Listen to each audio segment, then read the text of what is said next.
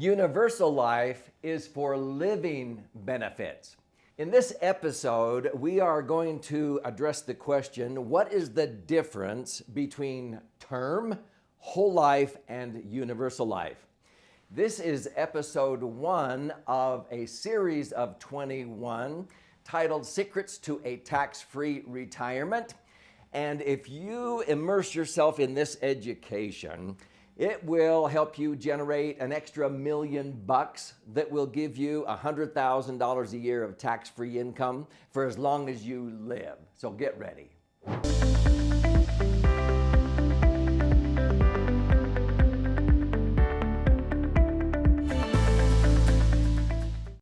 My name's Doug Andrew. I've been a financial strategist and retirement planning specialist for more than 45 years.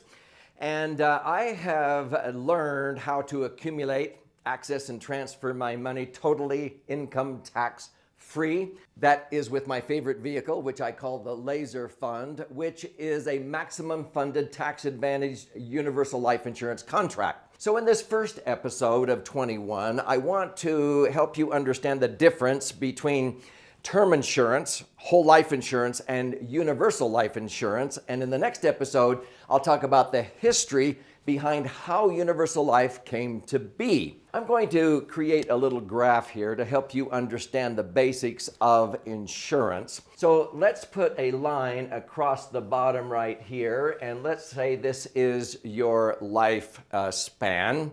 And we'll maybe say that this is age 30. And somewhere along here we'll say is age 65, where most people sort of say, well, that's retirement age. And out here would be age 100, maybe even age 120, because people now are living beyond age 100. Term insurance is basically just the pure cost. It's called mortality cost. If we were to get together in a fraternal organization, we got together once a year and we passed a hat around the room, and we were a bunch of 30-year-old males, okay?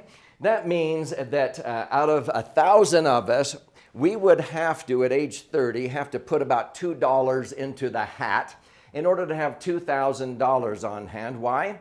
Because the mortality table says that there is just under 2 deaths per 1,000 30-year-olds in America. And so that is the pure mortality cost. So your pure term insurance cost is usually referred to as annual renewable term. And so it gently goes up in price as we get older, okay? Because every year that we get older, there are more people out of the 1,000 remaining that are alive that will die. And so you have to keep paying a higher premium with annual renewable term. And so that is the pure cost of insurance. Term insurance is really inherent in permanent insurance, whole life or universal life. This pure mortality cost is within all life insurance. So whole life came about. The concept was, well, let's pay a level premium for your whole life. So instead of paying an increasing premium as you got older and it getting more and more expensive, they calculated, well, let's have a level premium that we pay throughout your whole life if you live to be, let's say, 100 years old. And so what's happening here is you are overpaying the early years.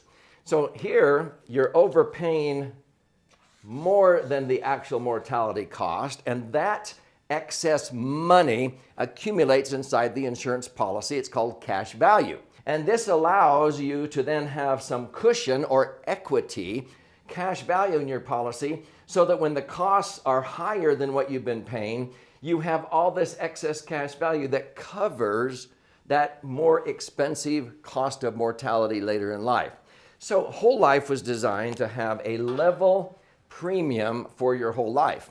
Now, there are variations of whole life insurance or permanent insurance. Sometimes people said, well, I don't want to have to keep paying premiums my whole life. Well, then we need to pay a higher premium to age 65, and then you can stop, let's say.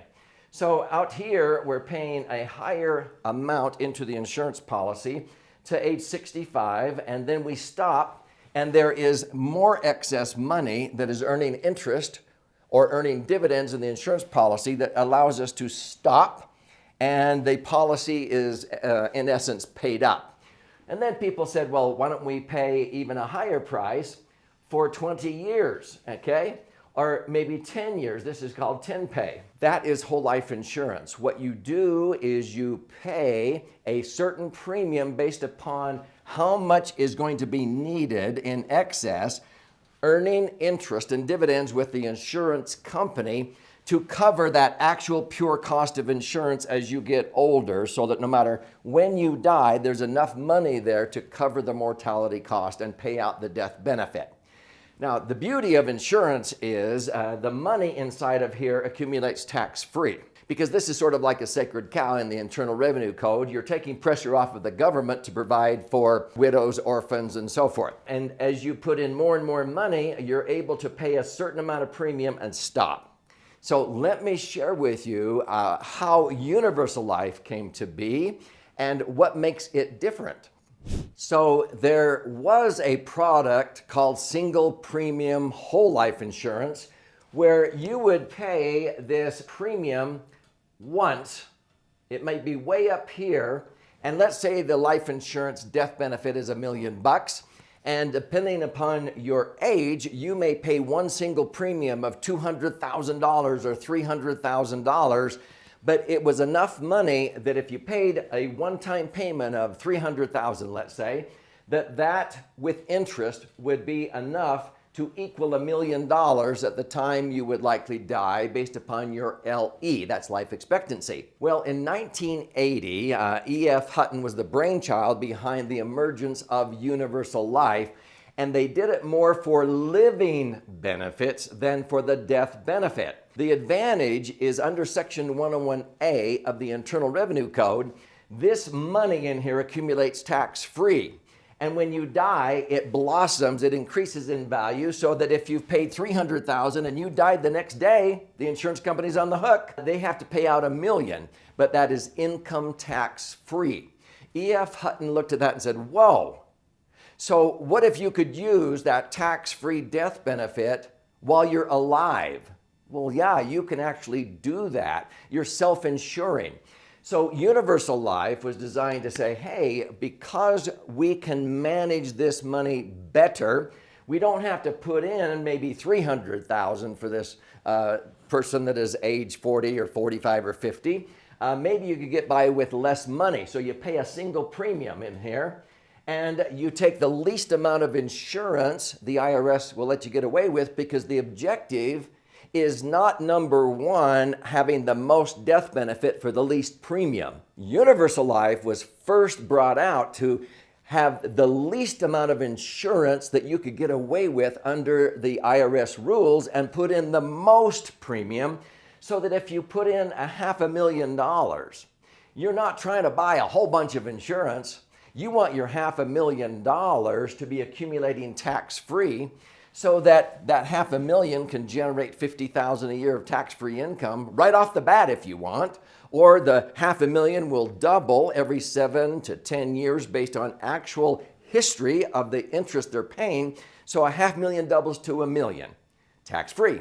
$1 million in another 7 to 10 years doubles to $2 million. And whenever you retire, if you have $2 million and it's generating 7 to 10%, you could pull out $200,000 a year out of your $2 million of cash, and now you're using it for a living tax-free benefit. And when you die, anything left behind blossoms and transfers income tax-free to your heirs. But Universal Life was originally designed to be used as a living benefit. But you can actually, it's called Universal Life because it's universally applicable to maximum funding, or you could pay actually a lower premium with Universal Life than the whole life insurance required. This forced whole life insurance to become more competitive. So let me share with you why this is so important, because there are 5 parties that are involved when you own a life insurance policy. So what makes this so incredible is that When universal life came out, and it was primarily designed for living benefits more than for the death benefit, the parties to an insurance contract, an insurance policy, came into play more powerfully than ever before. There are 5 parties, generally speaking, to an insurance policy. The first is the insurer. This is the insurance company that is taking the risk that if you die sooner than later, they have to cough up the money, but they know what they're doing. They know what the mortality table is, and they know that out of so many 1,000 people at your age, the number that will likely pass away, and they calculate how much money you must pay into that policy so that they'll have the wherewithal to pay out the death benefit. So that's the insurance company. And we use legal reserve insurance companies that have legal reserves far more stringent than banks and credit unions. And they've weathered the Great Depression with flying colors, and 2008 when banks 400 went under and so forth. There wasn't one single legal reserve insurance company that went under in the Great Depression or in 2008. Now, you have 4 other parties. You have the insured. So that's the person that the insurance is on. Now, the owner is usually the insured, but it doesn't have to be. I'll tell you why. So you have the insurer, the insured, the owner, then you have the premium payer, the one paying the premiums. That's usually the insured and the owner, but it doesn't have to be. And then you have the beneficiary. Who's that? That's the one who receives the death benefit tax-free when the insured passes away. So let me share with you a little insight here. You can own an insurance policy on somebody else if there's an insurable interest, or you can own it. See, banks own insurance policies on their board of directors. This is bank-owned life insurance. It's called BOLI, B-O-L-I. See, they want the tax-free accumulation and growth because the owner gets all the tax-free growth and tax-free income. It's usually insured, but it doesn't have to be. I own life insurance on my children. I own it on my wife. I own it on my mother, my father, my mother-in-law, father-in-law, because I'm the owner of the insurance for the tax-free death benefit and also the living benefits. The beneficiary can be a trust, it can be your children, it can be a charity, it can be whoever you name. The beneficiary, at first, when the policy is taken out, you have to prove to the underwriter that the beneficiary will suffer an economic loss by virtue of the insured's death. But you can change the beneficiary after the policy is approved. So I can be a premium payer as a grandpa on policies that cover my children, my adult children. The beneficiaries could be the family, the grandkids for their college funding or what have you. And so I can use different insureds. I can own the policy, or the trust can, or what I call the family bank. And so all these different parties come into play. When you're using universal life for retirement income, which is what many people do, generally the owner is the insured, but it doesn't have to be. The owner can be your spouse, it can be another entity, or your trust. So there's a lot of dynamics here. I want to share with you how you can learn more about how powerful this is. So if this is intriguing you, I would implore you to watch this episode next, episode 2, which talks about the history behind how E.F. Hutton came up with the idea and how it's structured to be a living benefit. But if you want to learn a lot more, this is why I wrote my 11th book called The Laser Fund. It has 14 chapters with all kinds of charts and graphs and explanations.